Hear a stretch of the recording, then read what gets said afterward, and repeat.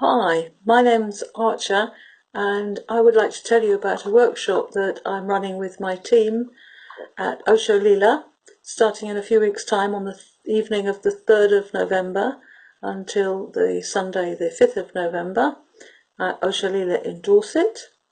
If you haven't heard of it before, it's a very beautiful workshop. If you decided to do it, you'd be giving yourself a treat. It's basically looking at your death and your life, and it's all done in silence. And this is because no matter how many loved ones we've got standing around us when we die, we're going to do that journey on our own. Sharing can be really useful in workshops, but on this one it's very important that we stay with whatever's happening, because you can get very distracted sometimes by listening to other people's shares. So whatever's happening for you in this one is exactly where you should be. It's a treat of a weekend, as I said. 95% of the workshop is about looking at your own death, on the premise that only to the extent you can look at your own can you be around somebody else's. So a bit like mental health, very fine line between who's wearing the white coat and who's wearing the nightie.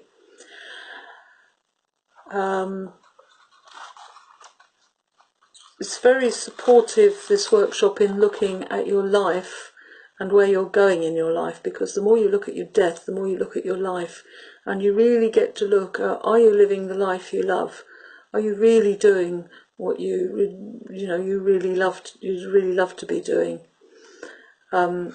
So whether you've got 6 months left, or 3 years, or 30 years, or 50 years, none of us know. So sometimes we have people on the workshop that only have a few weeks to live, few months to live, and then we have people that are not sick and hopefully will live a long time, but none of us know. Any of us could get run over by a bus or whatever. None of us know exactly how long we have. Many people come on the workshop have a basic fear of death, of letting go, because this workshop's not just about the big death at the end, it's about all the mini deaths as well, the letting goes of relationships, of places we live, of jobs, of our children leaving home, of growing older, pets dying. So it's all about all the letting goes, not just the big death at the end. For those of you that don't know anything about me, I live in Cornwall, and that's where we also run the workshop in June. And I had a brother, I don't know, this is probably why I got so interested in death, I don't know, but I had a brother who killed himself when I was 17. He was 23, and then I went off to Africa and worked in a children's home out there for a year and travelled around Africa. Then I came back and I started training to be a general nurse. Then I specialised in cancer, and I worked as a sister on a terminal care ward at the Royal Marsden and watched many people die.